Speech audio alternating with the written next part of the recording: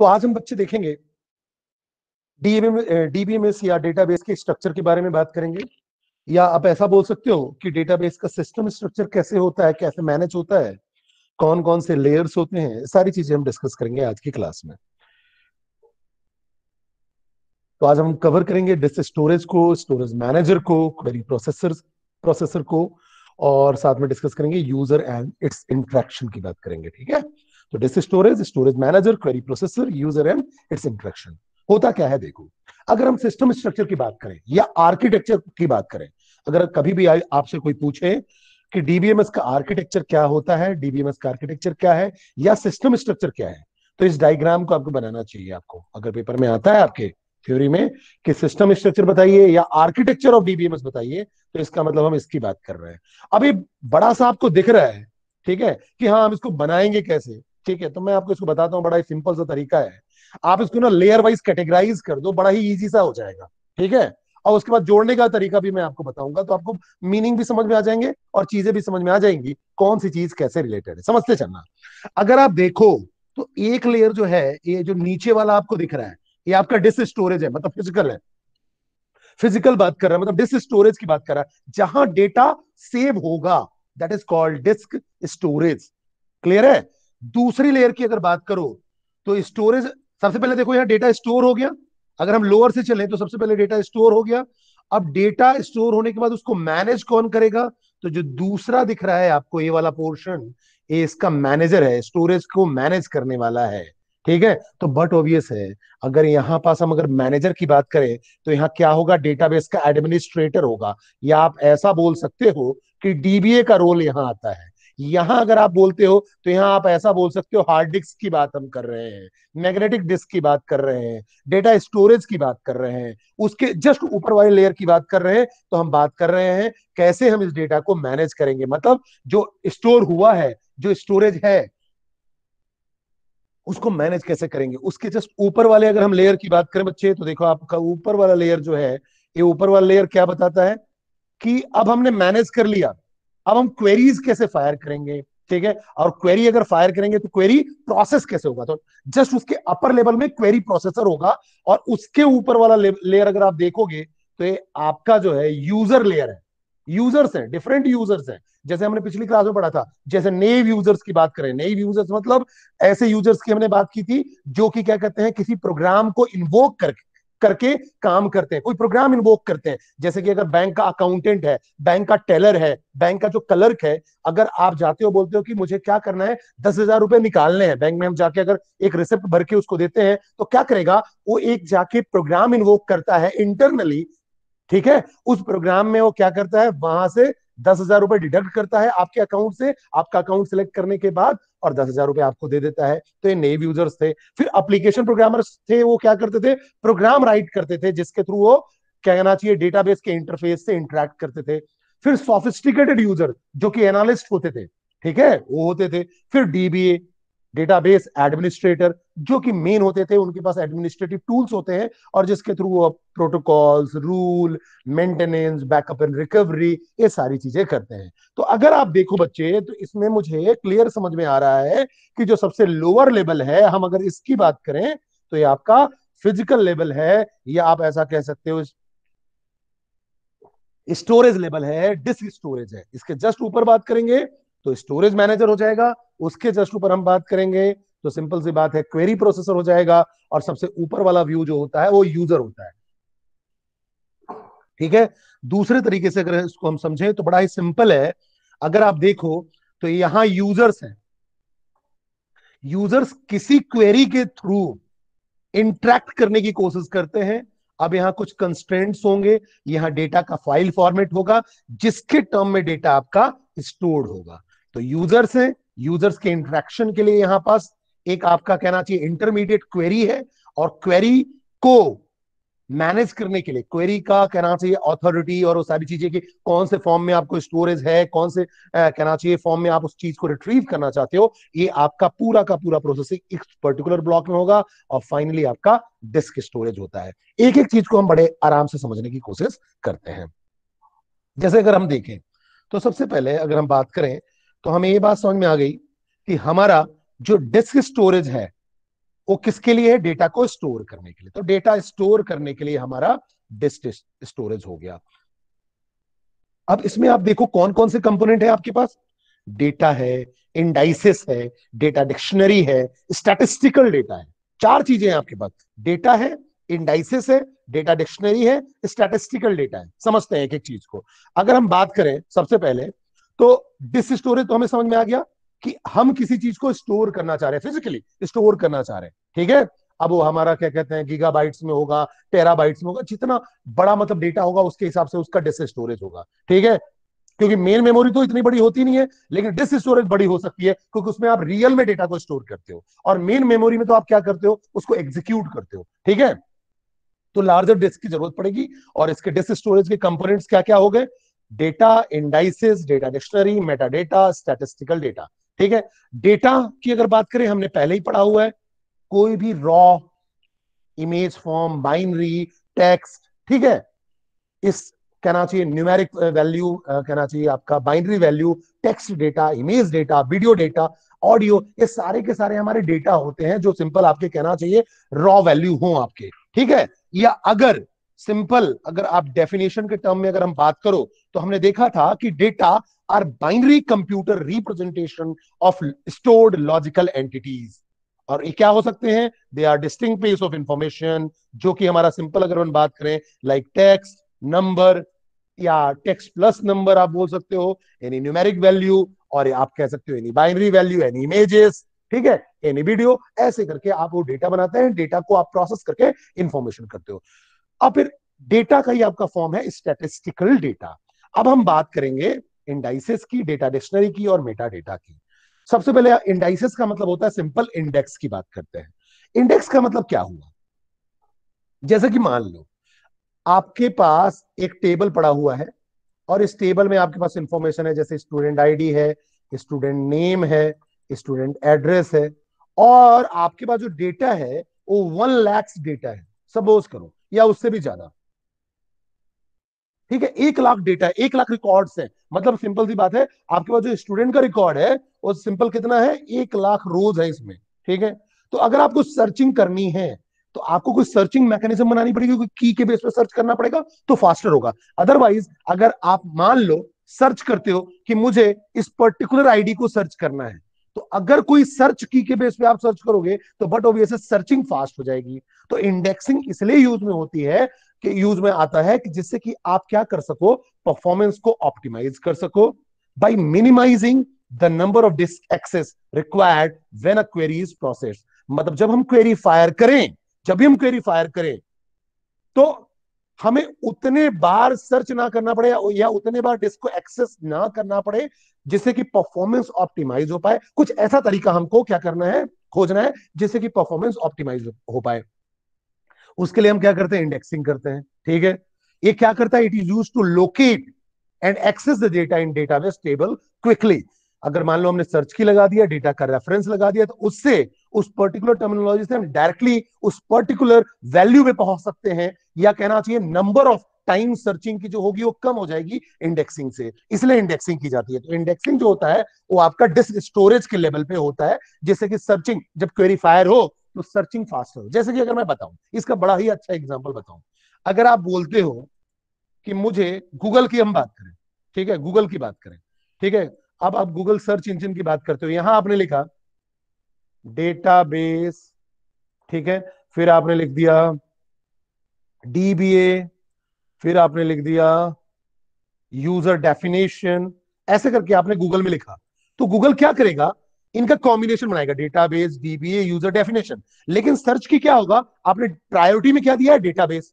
तो डेटाबेस से related dBA, user definition, और उससे कोरिलेटेड जितनी भी चीजें होंगी उनको सर्च करके बता देगा। तो क्या होगा, जो कहना चाहिए अपना डिस्क स्टोरेज की हम बात कर रहे हैं, तो डिस्क स्टोरेज लेवल पे सर्चिंग की हमारा क्या जा रहा है, ऐसे कीज जाएंगे या ऐसे कॉम्बिनेशन जाएंगे जो कि सर्चिंग को इजी कर दे, परफॉर्मेंस ऑप्टिमाइज हो जाए, कम से कम टाइम में सर्च होके उससे रिलेटेड आइटम, और उससे ही रिलेटेड आइटम आए। इसलिए ध्यान रखना कि जो पहला पेज होता है, फर्स्ट पेज पे, उसमें ज्यादा से ज्यादा रिलेटेड आइटम आने के चांसेस होते हैं, और फिर जैसे जैसे आप नेक्स्ट पेज करते जाओगे तो उसका रिलेशन थोड़ा थोड़ा कम होते जाएगा। तो रैंकिंग के बेस पे सर्च होता है, मतलब जहां डेटाबेस भी मिला, डीबीए भी मिला, यूजर डेफिनेशन भी मिला, उसका कॉम्बिनेशन पहले सर्च करके मिल गया, फिर क्या करेगा, फिर वो देखेगा लेस प्रायोरिटी में कि डेटाबेस डीबीए मिल जाए, डेटाबेस यूजर डेफिनेशन मिल जाए, या यूजर डेफिनेशन डीबीए मिल जाए, यूजर डेफिनेशन डेटाबेस मिल जाए, फिर तीसरे में देखेगा कि डेटाबेस अकेला मिल जाए, डीबीए अकेला मिल जाए,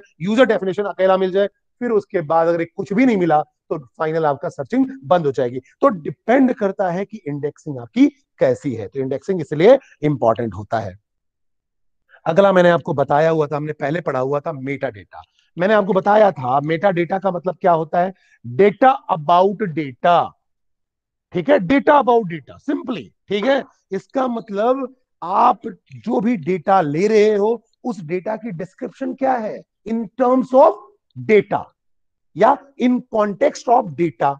इससे फायदा क्या होता है, इससे आप उसको पर्टिकुलर ऑर्गेनाइज करने में या स्ट्रक्चरिंग करने में मदद मिलती है, जिससे कि बाद में उसकी अंडरस्टैंडिंग इजी हो सके, या उसको हम जब सर्च करें, फाइंड करें, तो हम इजीली उसको सर्च कर पाए। ठीक है, जैसे कि अगर मान लो मैंने बोला, बताया था आपको कि अगर कोई इमेज है, कोई भी इमेज है, ठीक है, तो उस इमेज का कोई नाम होगा और उसका डिस्क्रिप्शन होगा कि ये इमेज किसके बारे में है, उसके टैग्स होंगे, कैटेगरीज होगी। जैसे अगर मैंने कैट का इमेज लिया तो कैट की कैटेगरी होगी, कैट कैट नेम हो गया, उसका डिस्क्रिप्शन हो गया, कब मैंने इमेज ली थी, किस टाइम पे खींचा था, कौन से पिक्सल का यूज किया था, कैमरा कौन सा था, या मोबाइल से खींचा था, कौन सा मोबाइल था। ठीक है, तो अगर हम बात करें, तो अगर आप देखो तो यहाँ कैट क्या हो गया, डेटा, और इसकी डिस्क्रिप्शन क्या हो गई, मेटा डेटा।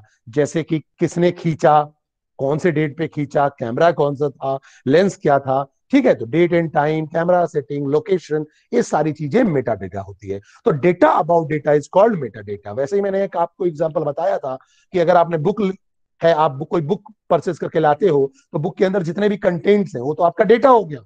लेकिन मेटा डेटा क्या है, किसने लिखा है वो बुक, मतलब बुक के ऑथर का नेम, ठीक है, फिर बुक का टाइटल क्या है, बुक में इंडेक्स जो होंगे वो क्या होगा, उसका मेटा डेटा होगा, क्योंकि वो डिस्क्रिप्शन को बता रहा, बुक के डिस्क्रिप्शन को बता रहा। तो data about data is called meta data. ठीक है, अब बात करते हैं डेटा डिक्शनरी। डेटा डिक्शनरी बड़ा ही सिंपल सा है। जैसे आप डिक्शनरी यूज करते हो, कोई भी डिक्शनरी यूज करते हो, देखो डेटा डिक्शनरी को हम सिस्टम कैटलॉग भी बोलते हैं। अगर बात करें तो जो डेटा डिक्शनरी होता है वो आपका सिस्टम कैटलॉग भी होता है, सिस्टम कैटलॉग। ठीक है, होता क्या है, अगर हम बात करें डेटा डिक्शनरी की, तो data dictionary contains Meta data. ध्यान रखना, डेटा डिक्शनरी के सिंपल डेफिनेशन क्या है, it contains Meta data, it contains Meta data. Simple, मतलब डेटा डिक्शनरी क्या करता है, मेटा डेटा को कंटेन करता है। मतलब it contains the actual description used by the dB में। डीबी में जो एक्चुअल डिस्क्रिप्शन उसको यूज करता है ना, वही रखता है। जैसे कि अगर मैं बात करूं, अगर मैंने आपको बोला कि एक काम करो, अगर हम डेटा डिक्शनरी की बात कर रहे हैं, ठीक है, तो डेटा डिक्शनरी में अपन एक काम करते हैं कि डेटा डिक्शनरी में कौन कौन सी चीजें हैं, ये हम बात, अगर अपन बात करें कि कौन कौन सी चीजें हैं, कौन कौन सी वैल्यूज, अगर हम बात कर रहे हैं कि कौन कौन सी चीजें हम रख सकते हैं डेटा डिक्शनरी के टर्म में, तो क्या बोलोगे। जैसे कि अपन बात करें, जैसे स्टूडेंट है, हम अगर स्टूडेंट की बात करते हैं, तो अगर हम बात करें कि जैसे स्टूडेंट टेबल की, तो स्टूडेंट टेबल में आपके पास क्या क्या होगा, स्टूडेंट आईडी होगा, स्टूडेंट नेम होगा, फिर हम बात करेंगे एड्रेस होगा, फिर हम बात करेंगे कि मोबाइल है, फिर ईमेल है, बर्थ डेट है, ऐसे एज है। जैसे ये मैंने ले लिया, देखो स्टूडेंट के एट्रीब्यूट्स क्या हो गया, स्टूडेंट आपका एंटिटी हो गया, अभी हम पढ़ेंगे इसको बाद में। अभी आप समझ लो स्टूडेंट टेबल है, तो उसके एट्रीब्यूट्स क्या हो गए, स्टूडेंट आईडी, ठीक है, फिर अगर बात करें तो क्या हो गया, स्टूडेंट का नाम, और स्टूडेंट का नाम, फिर स्टूडेंट का एड्रेस, स्टूडेंट का मोबाइल नंबर, स्टूडेंट का ईमेल, स्टूडेंट का बर्थ डेट, स्टूडेंट का एज। अब data dictionary contains the Meta data, जो कि एग्जैक्टली डीबीएमएस यूज करता है, mean it contains the actual description use by the DBMS. अब देखो, अब अगर हम इसका मेटा डेटा इसका स्टोर करेंगे तो कैसे करेंगे, टेबल में तो वैल्यूज होती हैं, टेबल में तो अगर आप देखोगे तो वैल्यूज होती है। यहां अगर अपन बात करें तो यहाँ वैल्यूज नहीं है, यहाँ एग्जैक्टली क्या बता रहा है कि जो स्टूडेंट आईडी फील्ड है वो रिक्वायर्ड है कि नहीं है, मतलब फिल करना जरूरी है कि नहीं जरूरी है, स्टार वाली बात कर रहे हैं, एस्ट्रिक साइन है तो कंपलसरी फील्ड है, तो यस, स्टूडेंट नेम कंपल्सरी आपको फिल करना है, एड्रेस जरूरी नहीं है फिल करो या ना करो, मोबाइल फिल करना है, ईमेल जरूरी नहीं है, बर्थ डेट जरूरी है, एज जरूरी है, एज वैसे भी कैलकुलेट हो जाएगा।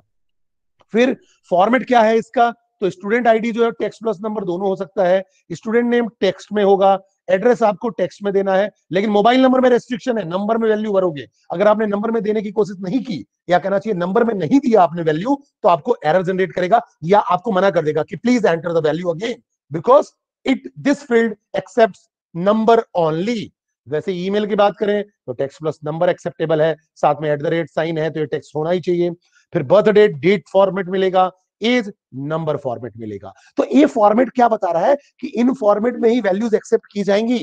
फिर बताएगा कि कंस्ट्रेंट्स क्या लगे हुए हैं, तो ये बोला जा रहा है स्टूडेंट आईडी है तो प्राइमरी की होगा, प्राइमरी की का मतलब होता है unique plus not null, not null मतलब वैल्यू होनी चाहिए, और यूनिक का मतलब जो भी वैल्यू होगी यूनिक होगी, मतलब हर स्टूडेंट का स्टूडेंट आईडी यूनिक होगा। इस पे कंस्ट्रेंट क्या लगाया, नॉट नल, मतलब आपको वैल्यू देनी ही देनी है, इसमें कोई कंस्ट्रेंट नहीं है, ना दो कोई दिक्कत नहीं है। मोबाइल नंबर में कंस्ट्रेंट है नॉट नल, मतलब नल नहीं होनी चाहिए, वैल्यू देनी ही देनी है। ईमेल में कोई कंस्ट्रेंट नहीं है, बर्थ डेट में देखो नॉट नल है, नॉट नल है। तो ये सब क्या हो गया, डेटा डिक्शनरी हो गया।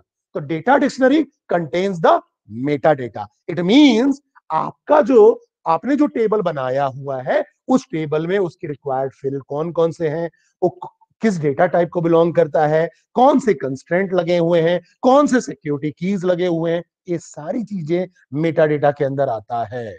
समझो मेरी बात को, सारी चीजें। तो इसका मतलब ये समझ में आया या नहीं आया बेटा, बताओ किसको समझ में नहीं आया, बोलिए बच्चे। सर जब हमारे पास कंस्ट्रेंट्स है तो फिर रिक्वायर्ड वाला कॉलम क्यों रखा है हमने? ये क्या कहते हैं, मैंने आपको जस्ट बताने के लिए बताया। यस, ठीक है। ये जो पुष्कर ने बोला बिल्कुल सही बोला, कि अगर हमने कंस्ट्रेंट रखा हुआ है तो रिक्वायर्ड वाला कॉलम क्यों रखा है, कंस्ट्रेंट से रिक्वायर्ड वाली कॉलम समझ में आती है। बिल्कुल सही क्वेश्चन है इसका, मैंने जस्ट एग्जांपल के लिए समझाया है, ये बिल्कुल जरूरी नहीं है, बिल्कुल सही है। बिल्कुल सही क्वेश्चन पूछा पुष्कर ने, कि जब हमने बोला कि प्राइमरी की मतलब यूनिक प्लस नॉट नल, तो why what is the need of required, वो तो वैसे ही पता चल गया ना कि प्राइमरी की है मतलब नॉट नल नहीं होगा, मतलब नल नहीं होगा और साथ में यूनिक होगा। ये मैं जस्ट आपको बताने के लिए बताया कि डेटा डिक्शनरी में क्या क्या पॉसिबिलिटीज हैं।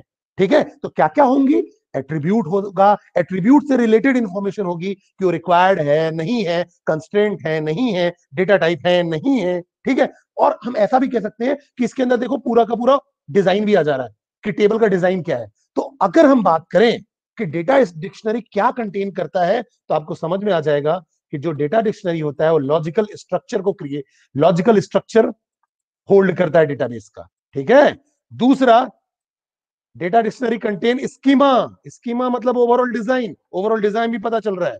तीसरा कंस्ट्रेंट्स, कंस्ट्रेंट भी पता चल रहा है मुझे। ठीक है, अगर देखो तो कंस्ट्रेंट्स भी हमको पता चल रहे हैं। फोर्थ, डिस्क्रिप्शन पता चल रहे हैं। ठीक है, कौन किस टाइप का है। फिर फिजिकल फिजिकल स्पेसेस भी पता चलेंगे, जैसे कि देखो अगर हम स्टूडेंट आईडी की बात करें तो जब हम ओरेकल की बात करेंगे या एसक्यूएल क्वेरीज की बात करेंगे तो एक टर्म आएगा varchar, वेरिएबल लेंथ कैरेक्टर के लिए यूज होता है, varchar2 या varchar। तो ये बताएगा कि हम इसको साइज कितना लेना चाहते हैं, मतलब स्टूडेंट आईडी जो हम दे रहे हैं वो कितना बड़ा ले सकते हैं। ठीक है, कुछ उसका फॉर्मेट है या नहीं है, तो यहाँ ये फिजिकल डिजाइन भी बताता है। फिर फिर क्या बताता है, यूजर का डिस्क्रिप्शन भी बताता है, ध्यान रखना, यूजर का डिस्क्रिप्शन भी बताता है। तो मेटा डेटा में अंतर है, मेटा डेटा क्या बताएगा, data about data, Meta data एक डेटा का केवल डिस्क्रिप्शन बता रहा है। यहां तो पूरे पूरे के पूरे जितने भी टेबल्स हैं, जो भी कंप्लीट स्कीमा है, उन सबका डिस्क्रिप्शन बता रहा है, लॉजिकल भी, फिजिकल भी, कंस्ट्रेंट भी, फॉर्मेट भी, डिस्क्रिप्शन भी। Is that clear to all of you, yes और नो, बोलिए बच्चे, यहां से बात समझ में आई या नहीं आई, बढ़े आगे, बोलना है बच्चे, आवाज आ रही है मेरी, ब्रेकफास्ट करके बैठे हो या नहीं बैठे हो, क्लियर है सर, क्लियर। गुड।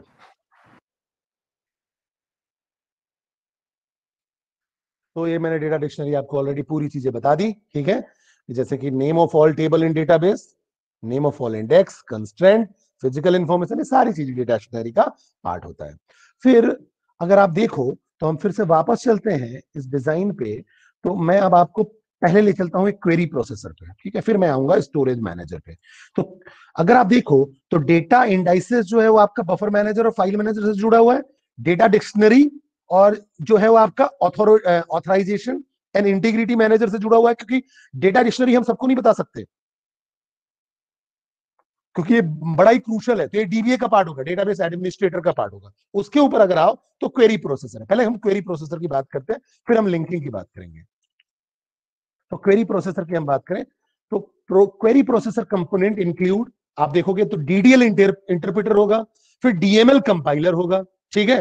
तो डीडीएल इंटरप्रेटर क्या होता है, तो मैंने बताया आपको कि ये डेटा डेफिनेशन लैंग्वेज है।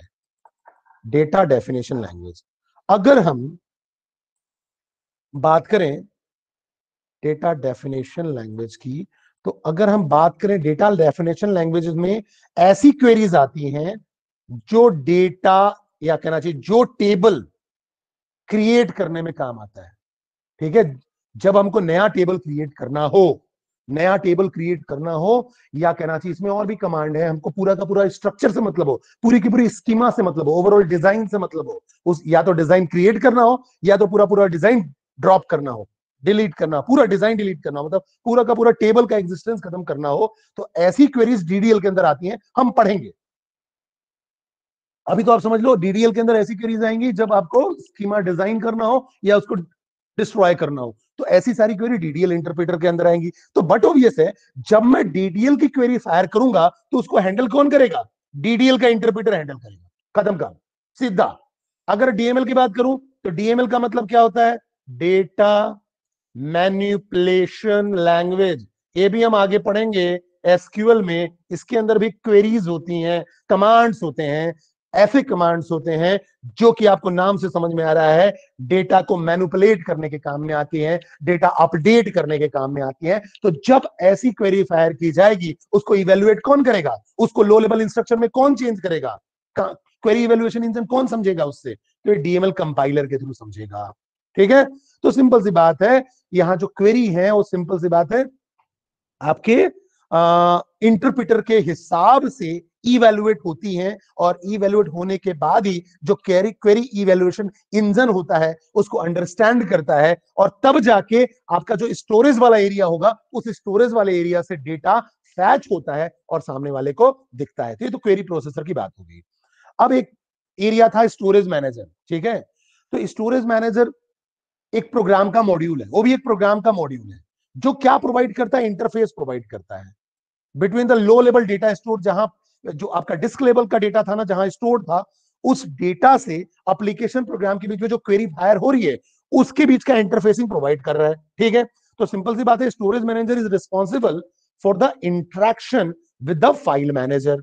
The raw data are stored on the disk using the file system, which is usually provided by a conventional operating system.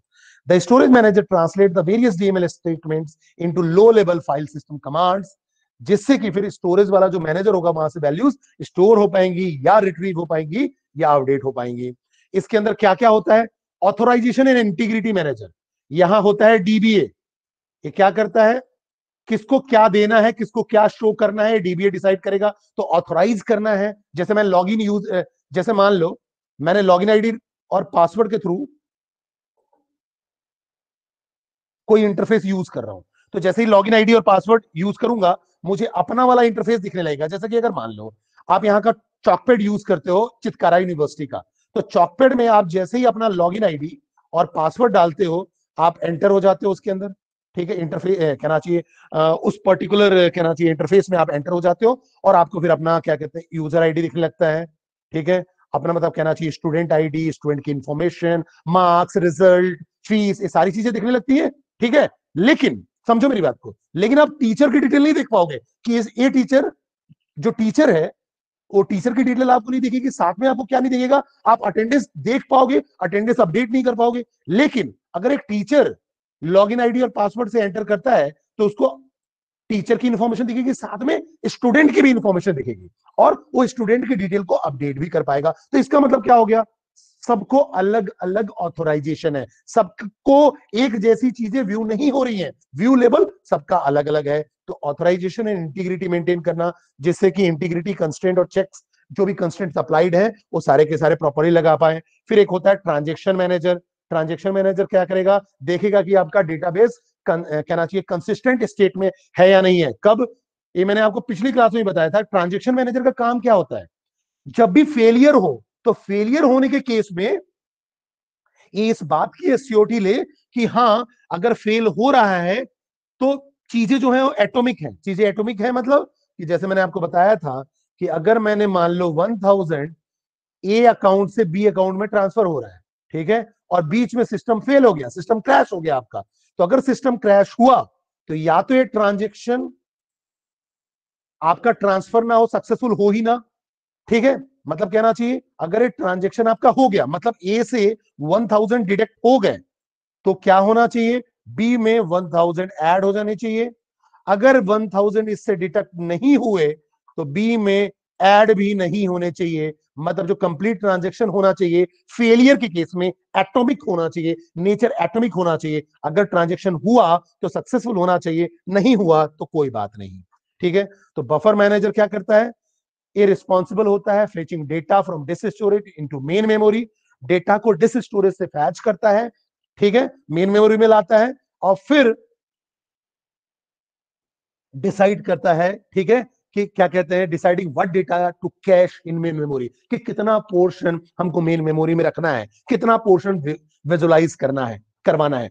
तो the buffer manager is a critical part of the database system since it enables the database to handle data sizes that are much larger than size of the main memory. क्योंकि main memory से but obvious है ना, database तो बहुत बड़ा है और main memory तो हमारा 4 GB 8 GB रैम होता है, ठीक है। तो हमको केवल उतना ही पोर्शन लाना होगा मेन मेमोरी में जितनी की जरूरत हो, जितनी की विजुअलाइजेशन करनी हो। इसलिए बफर मैनेजर का रोल बड़ा ही इंपॉर्टेंट है।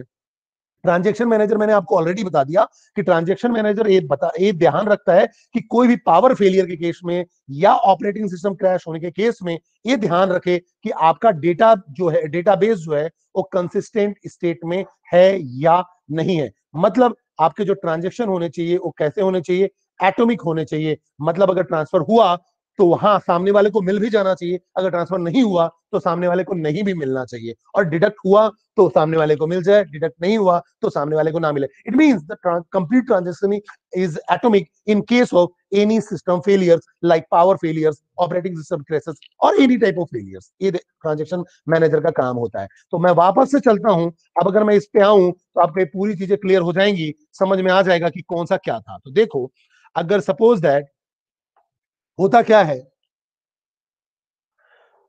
कि मोनू क्या करता है, मोनू बोलता है कि मुझे क्या करना है, डेटाबेस से कोई डेटा एक्सेस करना है, उसको मोनू को अपना रिजल्ट एक्सेस करना है। समझना मेरी बात को, मोनू को अपना रिजल्ट एक्सेस करना है, ठीक है। तो यूजर हो गया मोनू, यहां यूजर क्या हो गया, मोनू। अब यूजर कौन कौन से हो सकते हैं, नेव यूजर हो सकता है, एप्लीकेशन प्रोग्रामर या कोई भी यूजर, और साथ में डेटाबेस एडमिनिस्ट्रेटर हो सकता है। अगर नेव यूजर होगा तो कोई एप्लीकेशन इंटरफेस के थ्रू जाएगा, एपीआई के थ्रू इंटरेक्ट करेगा डेटाबेस से, समझना। अगर एप्लीकेशन प्रोग्रामर है तो प्रोग्राम बनाएगा, जैसे सी सी प्लस प्लस जावा का प्रोग्राम बनाएगा। सोफिस्टिकेटेड यूजर है तो क्वेरी फायर करेगा, क्वेरी टूल्स का यूज करेगा। डीबीए है तो एडमिनिस्ट्रेटिव टूल्स होंगे, ठीक है। अब क्या हुआ, जब भी मोनू ने यहां से क्वेरी फायर किया कि मोनू का जो आईडी है उस आईडी पे उसका रिजल्ट बता दें कि रिजल्ट क्या हुआ, पास हुआ तो क्या हुआ, फेल हुआ तो क्या हुआ, ठीक है। डेटा यहां मोनू का रखा होगा, टीचर आईडी होगा, सॉरी स्टूडेंट आईडी होगा, स्टूडेंट का नाम होगा, एड्रेस होगा, फोन नंबर होगा मोनू का। अगर देखो तो मोनू के अकाउंट टेबल में मोनू की डिटेल होगी कि स्टूडेंट आईडी क्या है, इसकी कितनी फीस बची हुई है, ठीक है, इसकी कितनी फीस रिमेनिंग है और कितना फीस इसने पे किया हुआ है, ये सारी इंफॉर्मेशन होगी। हॉस्टल में उसकी हॉस्टल की डिटेल्स होगी, ये सारी इंफॉर्मेशन होगी। तो मोनू यहां से क्वेरी फायर करता है। जब ये क्वेरी फायर करता है तो यहां वाला जो पोर्शन है, ये जो क्वेरी प्रोसेसर है, समझना, ये क्वेरी प्रोसेसर एनालाइज करेगा कि ये कौन सा इंटरप्रेटर इसको इंटरप्रिटेट कर पाएगा, मतलब क्वेरी किस टाइप की है, डीडीएल टाइप की है, डीएमएल टाइप की है। अगर डीडीएल डीएमएल आइडेंटिफाई हो गया, उसके हिसाब से यहाँ कंपाइलर और लिंकर की जरूरत पड़ेगी, एप्लीकेशन प्रोग्रामिंग कोड की जरूरत होगी, और कोड इवेलुएट होने के बाद क्वेरी यहां पास इवेलुएशन इंजन के पास जाएगा, ठीक है। अब अगर आप यहाँ देखो, अगर डीएमएल क्वेरीज है, अगर अपडेट करना है, अगर अपडेट करना है तो ये इवेलुएट होंगी। क्यों इवेलुएट होंगी, कि किस बेसिस पे आपको अपडेट करना है, कंडीशन क्या है। अब ठीक है, फिर क्वेरी इवेल्युएशन इंजन ये भी इवेल्युएट करेगा कि ये इसको प्रायोरिटी मिली हुई है कि नहीं मिली हुई है, ये इवेल्युएट कर पाएगा कि नहीं कर पाएगा। क्योंकि मोनू ने बोला एक काम करते हैं कि मुझे तो क्या करना है, टीचर की डिटेल को अपडेट करना है, लेकिन टीचर की डिटेल तो ये अपडेट कर ही नहीं सकता, तो एक क्वेरी इवैल्यूएशन इंजन इसको क्या कर देगा, फेल कर देगा अपडेट के केस में। जब हम डीडीएल की बात करते हैं तो डीडीएल क्या करता है, केवल सिंपल डेटा को क्रिएट करता है, ठीक है, डेटा स्ट्रक्चर की बात करता है, स्कीमा की बात करता है, तो इसको इवेल्युएट करने की जरूरत नहीं है। लेकिन यहां अगर हम बात करें डीएमएल की, तो क्वेरी इवेल्युएट होगी। इवेल्युएट होने के बाद ये पर्टिकुलर आएगा स्टोरेज मैनेजर के पास।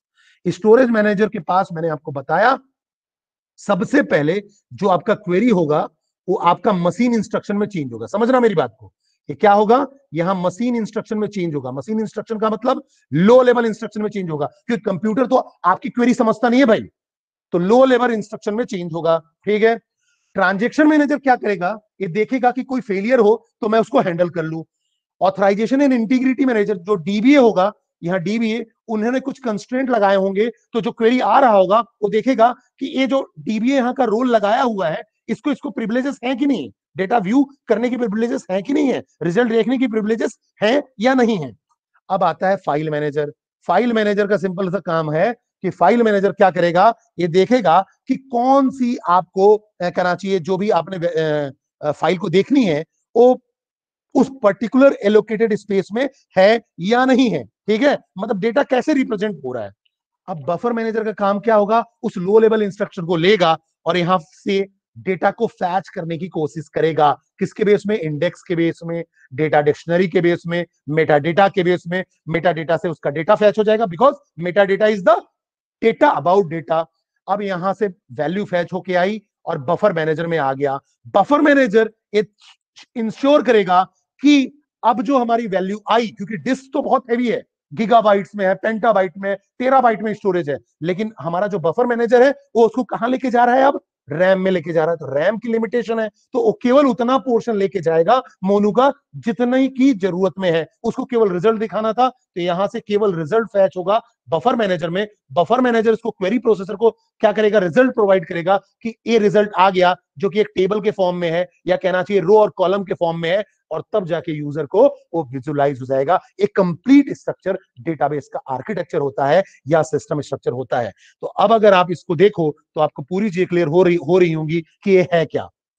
अब देखो यहां इसकी लिंकिंग भी क्लियर आ जाएगी। जो डेटा और इंडेक्स होगा वो आपका बफर मैनेजर का पार्ट होगा और फाइल मैनेजर का पार्ट होगा, क्योंकि यहीं से आपके फाइल का फॉर्मेट पता चलेगा, और बफर मैनेजर ही डेटा और इंडेक्सेस को मेंटेन करेगा। ऑथोराइजेशन कहां की बात है, आपकी ऑथोराइजेशन डेटा डिक्शनरी और स्टैटिस्टिकल डेटा की बात है। और ट्रांजेक्शन क्या है, ट्रांजेक्शन तो फेलियर को हैंडल कर रहा है, तो ये तो इवैल्यूएशन का पार्ट है, ठीक है। अब यहां देखो जो डीएमएल क्वेरीज होंगी वो आपस में इंटरलिंक होंगी एप्लीकेशन प्रोग्राम से, और डीएमएल कंपाइलर और उसके ऑर्गेनाइजेशन से। डीडीएल इंडिविजुअल होगा, naive user, application programmer, sophisticated user, database administrator को बस इनसे लिंक कर दो, खत्म। तो अभी देखो अब आपके पास इस पूरे डायग्राम को बनाने में कहीं से कोई दिक्कत नहीं होगी। बताइए कोई दिक्कत है, किसी को भी कोई डाउट है तो बता सकते हैं।